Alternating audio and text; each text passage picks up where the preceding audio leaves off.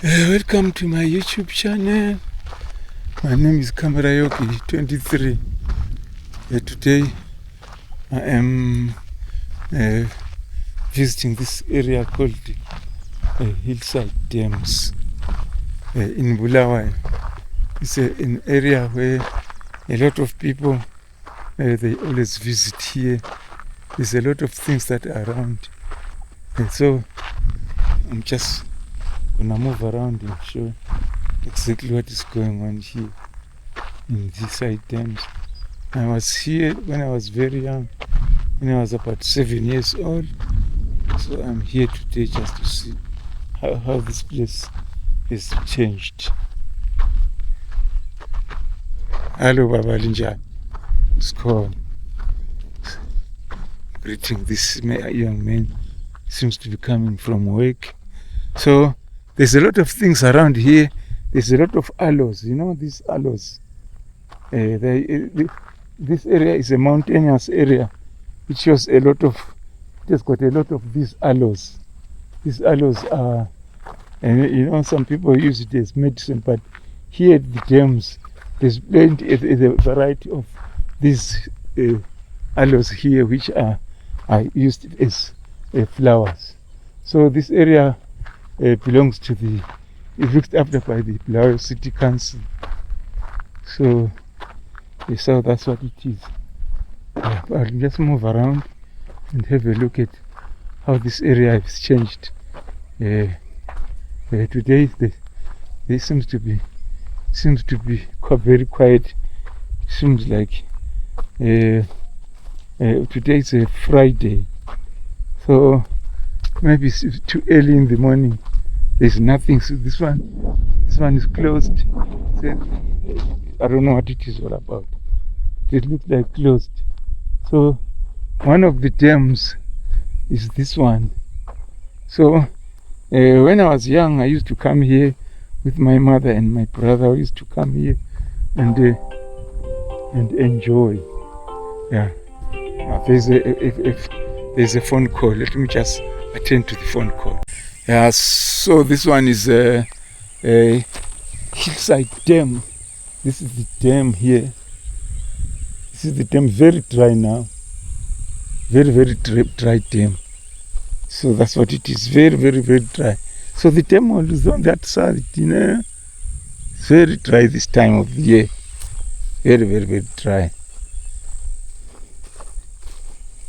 Very dry. I don't know. I think it is because of the drought that has caused a lot of problems for the whole of this area. Yeah, that's the problem. So it's a big problem. So dry. You can see the grass. The grass is so dry. Everything is dry. There's not only the dry. Look at the trees. That's all black because of the dryness. And the dam also, there's no water in the dam. So this is one of the dams that used to be filled up.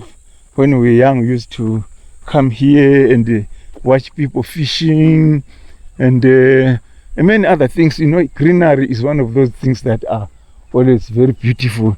So if the area is green, it's very, very beautiful. But now when it's just like this, it looks horrible. There's nothing that is nice about this area when it is like this. I don't know what exactly is entertaining when things are like this, you know. It's very, very bad. So here, I'll just go up here. This is one of the gardens that are around here. This is a mountainous country. It's a mountainous place. You chill around. They see benches, beans here.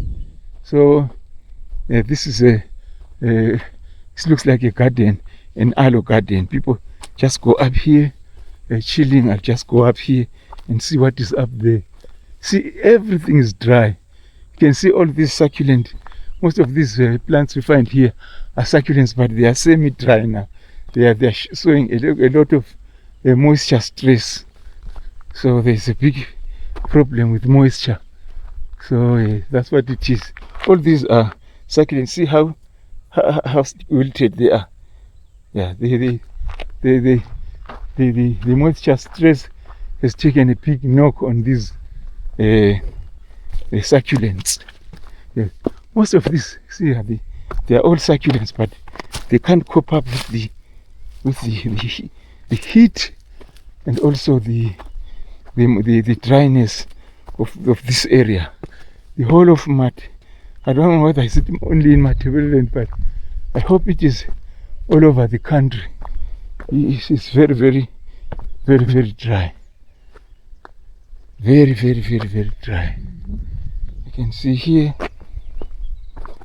that's how it is. Everything is very bad. Everything is bad. Very, very bad.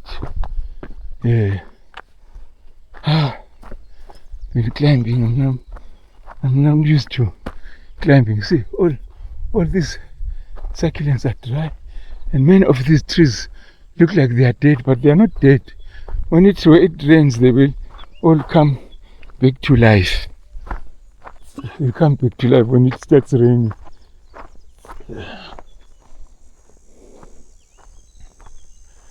So yes, that's what it is here.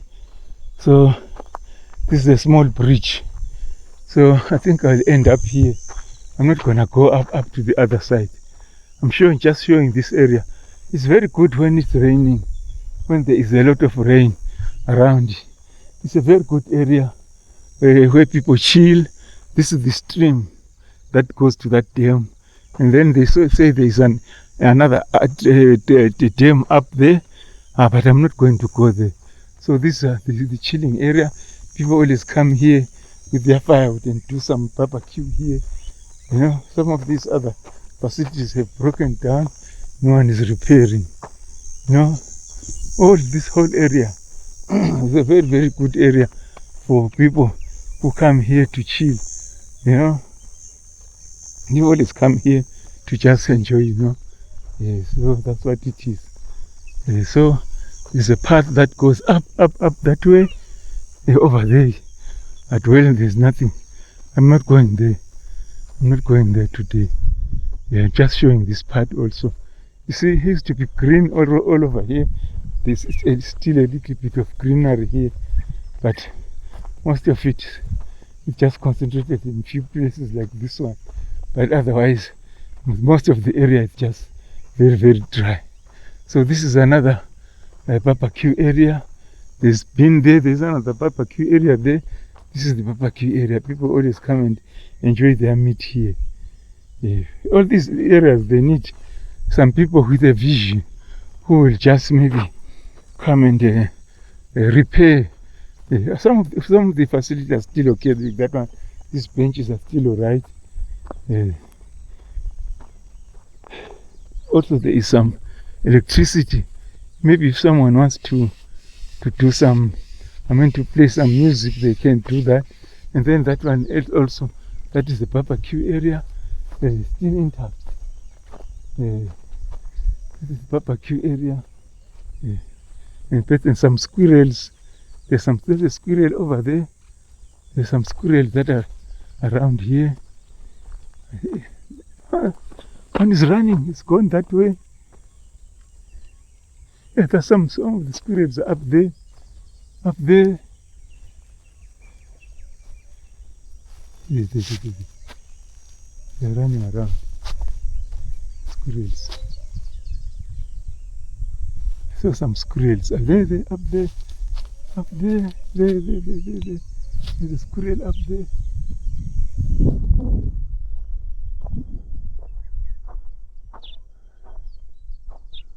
There's one there. And squirrel there. It's gone. Can't see it anymore. Where's Mr. Squirrel? It's gone. I know. Doesn't matter. They don't want. They are very shy. They don't want. They keep their distance from human beings. You know, human beings are. They don't trust them. Human beings are not good to animals. They eat these squirrels. Me, when I was young, I used to hunt them with dogs. I had this very small dog that was very good at hunting squirrels. and a bigger one, which was good at hunting bigger game. So this is the Hillside Dams Conservesy. A very nice area to visit if you want to come and chill. But at the moment, everything is very dry, so it doesn't look nice.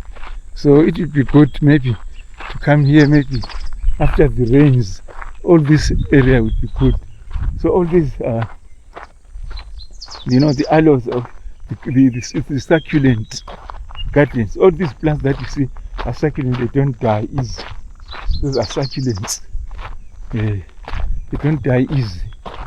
And many other trees which look dead at the moment, but they are not really dead. They are just dormant. When it starts raining, they just come up. And including this tree, I'm not sure what kind. It's not is it an aloe? Not an aloe. I don't know what it is. But if you piece it with or injure it with something, you see some white, some milky liquid coming out of it. That milky liquid, after it dries, it becomes some sticky kind of chewing gum, like chewing gum. So, but it's very poisonous. The plant uses that one for its protection. See all these succulents, which are, resisting the drought. They resist the drought at all costs. So that's what it is. This over there, those are toilets for ladies and gentlemen. And then that one over there is the restaurant. The restaurant at the moment is open. I saw somebody there. It's open, so that's the restaurant over there. So it's open. See, there's someone who's cleaning up there. It's working. So the entrance that's the entrance to the restaurant. Yeah. So yeah, this is the area. This is the Hillside Dams Conservesy. Yeah. So we used to carve and sell some curios here, but I don't know. There's nothing here, nothing to show here now. Don't know what it is all about now, or maybe it is showing a kitchen. Yeah, this is a traditional kitchen for the local Ndebele culture. So this is at the center there. That's the fireplace, and then the sitting area for people who want to sit down. And then this up here, this is the area where they put some of their pots, and all that area they put their pots, their utensils here and there and there and there and there and there, and then on that other side as well. So this is traditional Ndebele, art. So this you can see this one in Zimbabwe and mostly in South Africa where you find the Ndebele people. This is the kind of decoration that they do. This is called a hut, a traditional Ndebele hut. So that's what it is. Yeah, that's what it is. So now I'm done with the filming of this area. This is my car here. I'm finished now. I will just move around. I'll move around and I think I'll go to Khami Ruins and see how that area is, and then after that, then that will be it. So I'll be done. So stay tuned. This is Camera Yogi 23. I've now just arrived at Khami Ruins. So this is one of the areas which are included in the World Heritage. And in fact, it is considered as a World Heritage Site. It is so beautiful. The ruins, I'm not sure exactly who built these ruins, but they are so very beautiful. See how they look like, these ruins. And it is not known when these ruins were built. They look so beautiful. They were just built with stones, just like Great Zimbabwe, but This one is a smaller part of it. It is in the western part of Bulawayo. Just a few kilometers from Bulawayo. That's where I am now. So it looks very, very, very, very beautiful. See how it was built. Just using only stones with no mortar, no nothing. Just stones. And if you look at it closely, you wonder how they were breaking up these stones to form these kind of brick-like shapes, even for building this. You know, in some areas, they were mixing the kind of granite and also with the black one, black granite and the brown one. It is so beautiful, very beautiful. Nobody knows when, but when I get down to the reception, I'll ask them. Maybe they'll tell me who built these ruins. But a lot of people, they tell lies. They say a lot of things about these ruins. They say it was built by well, it's very, very difficult to say who. You know, like the colonialists used to say that it was built by aliens and so on. It's very difficult to say who did. So I'm now on this first part, so I'll go to other parts. This one is not decorated. The other parts, according to the textbooks or other, if you visit history sites of this country, you find some of the areas where these, within this site, but are not exactly here. You find in some areas where they've got very different decorations on these walls. So stay tuned. In Shona, I call them what? This is, in my language, we call them umklad. Very, very nice one. So these are the wild fruits that people used to pick up in the olden days. And then also people used to, when they finished harvesting their crops, they used to do some rock art, just like what this guy is doing there.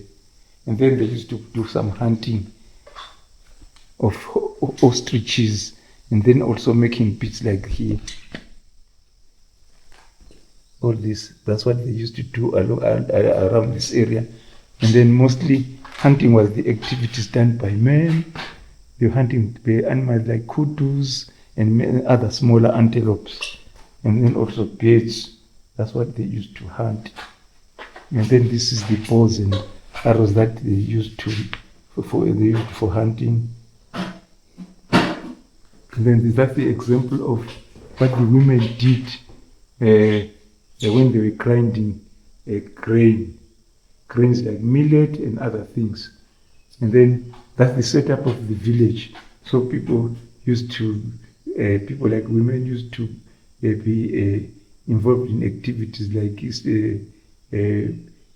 stamping corn and so on, as evidence there. And some of all these big pots were done by women. So according to this, what I'm seeing here, about AD 1000, there were rapid social changes in the Limpopo and Shashe valleys where powerful leaders emerged to rule over the first of the great Shona state. These elite lived on hilltops separate from the general populace. About 1300 AD, there rose a powerful Karanga state at Great Zimbabwe. By 1840, Great Zimbabwe was replaced by two smaller competing states, both with rich in gold, Kegel, ivory. There rose the Mutapa state in Mashonaland and Karanga dominated Batua state in southwest Zimbabwe. Earliest published date for Khami is AD 1414, although it may have been founded earlier. As the center of the power, the Khami state dominated western Zimbabwe and eastern Botswana for 250 years. This site consists of several stone-built platforms. On these once lived the elite.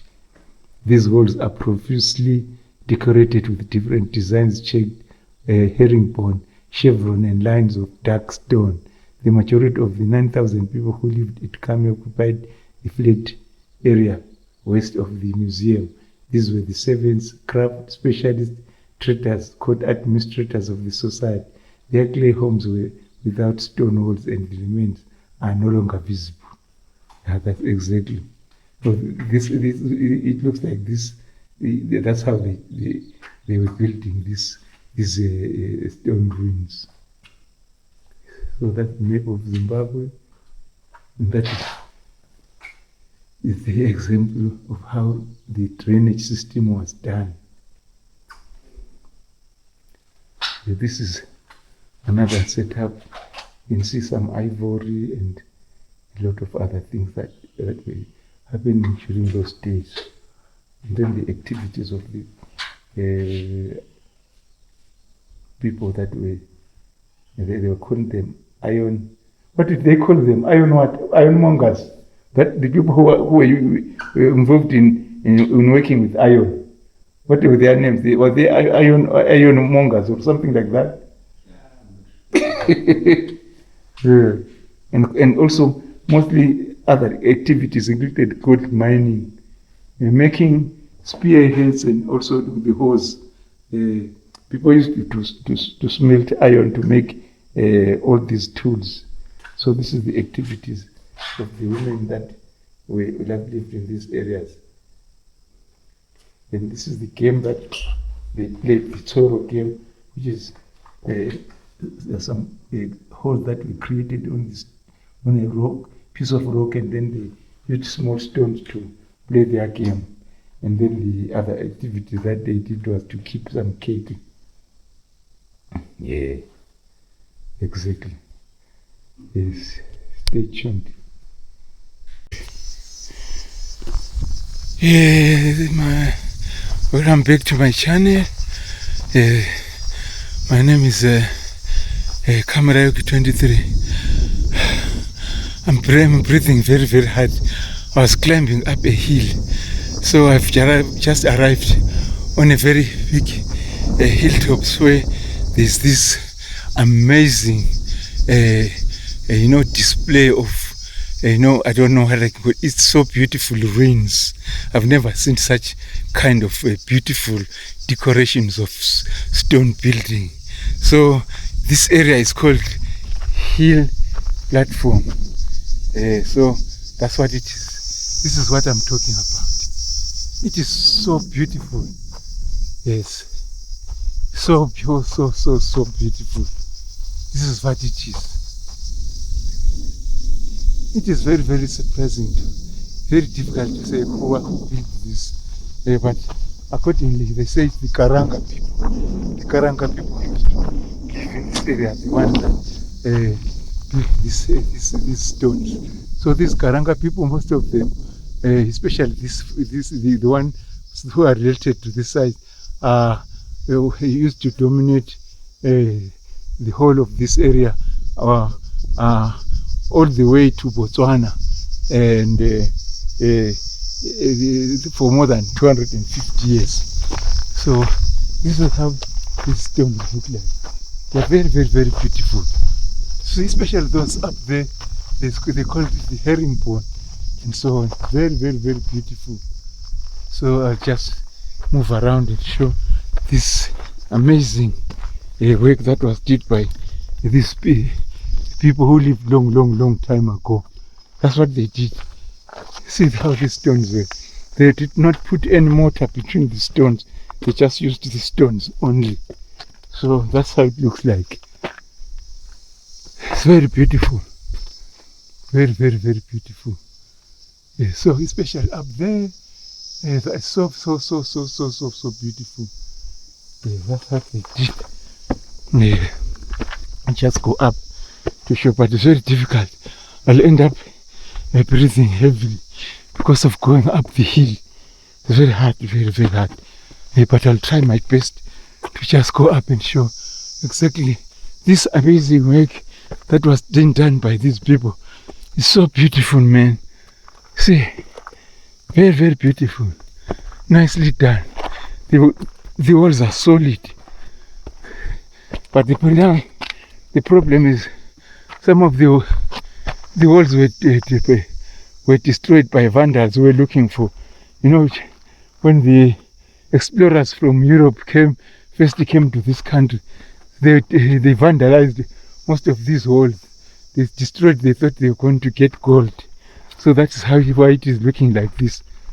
So it's very, very sad what they did here. Yeah. I finally come to the top. So according to the history museum on the other side, they say that the people who lived at the top here were the elite ones. The elite ones were the ones that lived here. And as far as you can see, this looks like an observation post. It looks like a very, very big observation post. Then that down there, there's Khami River, Khami Dam. There's Khami Dam down there. Khami Dam. So that's what it is. So we go finding some holes which are still intact here and there, but most of these holes were destroyed by these greedy vandals who were looking for gold. Oh, you know this, the white Koreans who came very, very early. Earlier, I think early 1900 or 1800. That's when they were roaming around these areas looking for gold and looking for any valuable things that they could lay their hands on. They used to destroy everything. That's how it looks like. So this is the area they call the King's Residence. So this is how this used to be the hut. I don't know how this thing was built with. The material that they used was resistant to weather, and it wasn't destroyed. It's still intact even now. It wasn't, eroded by or destroyed by the wet weather. Still intact even now. So that's how it is. It's still there, you know. And these walls are original. They are still like that, just as they were. Just as they were. They were built by the original inhabitants of this area. And this is how the area looks like. They are very, very beautiful. This is a World Heritage Site. World Heritage Site. As you can see, it's so beautiful. So all these things have survived the test of time. Still intact. It's still intact after a long time of abuse by, greedy people and many other, factors like weather and so on. They're still on, you know. This one is not original. It was just put to protect the rock from falling. You know, see, that's how it is. Still intact. Still intact. This is Khami Ruins, the heritage site. Still intact. Yes. Still intact. Yes. This is the eastern part of the ruins. So this is the eastern part of the ruins. Very beautiful, man. Very beautiful. So as we can observe here, this is an observation post. That's why they say areas like this one were occupied by the elite. While the servants and craftspeople, they occupied the areas which is down on the flat land down there. So these areas, like these ones, were occupied by the rich ones, the elites. So there's this one which to me looks like an observation post, and then the other one. There's another one over there. Another one at the top. I'll go over there after finishing with this one. Yes. Oh, this is very beautiful, man. This is very beautiful. Maybe I should go down because I've done a lot of filming here. Let me just continue going down so that I go to the other side. Yeah, so I'm still doing the filming. I'll also film this part here.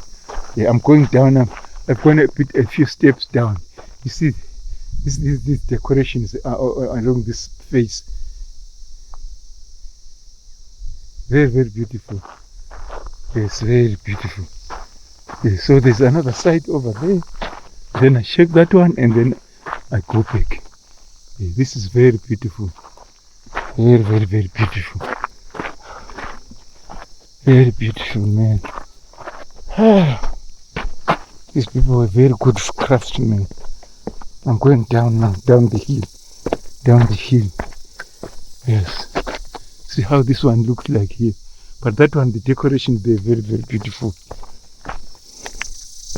And up there too. Yes, I'm going down. Down. Along the steps. Yes. Along the steps. Yeah. Yesterday, it rained a little bit. Just very little, not much, but very, very little. So this is the bottom part. So most of the areas, they are no longer, intact. As I said, most of them were vandalized by the gold diggers. See, this is the other part here.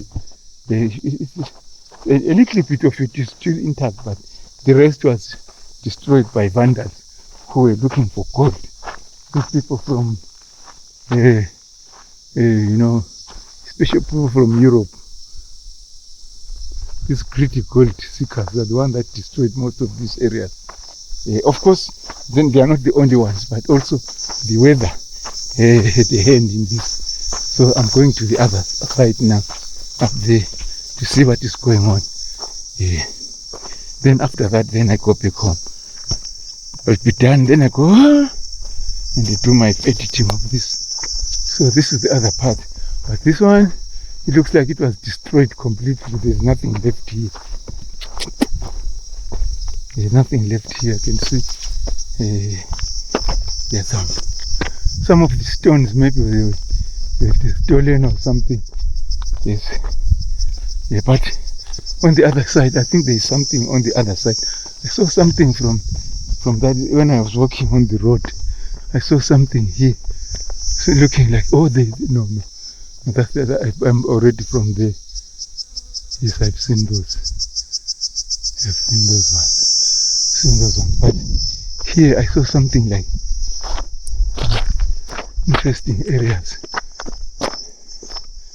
Let me see if I can see anything here.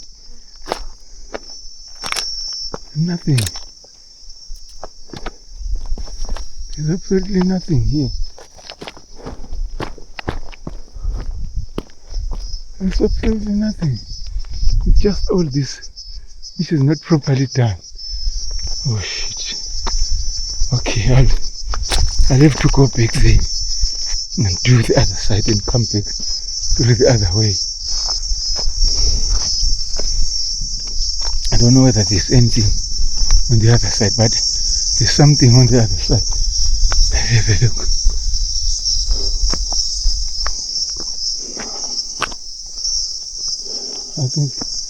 I think I'm done. The thing that I can do is to just go back. That's enough. What I've done is enough. I can't go back there. That means a lot of climbing up and down. So I did most of them anyway. So I'm okay now. What I've done is a lot. That's enough. I should say thanks to God who helped me move around. So I thank you, God, for helping me to move around doing this wonderful work. So that's it. I have to go back now. So that's how it is. So to put it briefly, I've finished filming these Khami Ruins, which are just on the outskirts of Bulawayo, along the Khami River. So this is a World Heritage Site. As seen, it was built by the Karanga people who used to live here over around the 15th century. That's when they lived here. They are thought to have built this one, not Europeans, like what some other silly historians say. It was built by the local people. So there were two groups of these Karanga. The one that, the other group that lived around Great Zimbabwe, and the Western group which lived before around this area and all the way to Botswana. So that's how it is. So I'm now going back home. So please stay tuned. So today I've been showing these areas of interest around the city of Bulawayo. So in the morning I showed the Hillside Dams, and then I came to this World Heritage Site, which is the Khami. So that's what it is. Now I'm going back. So I don't know if I get a chance tomorrow.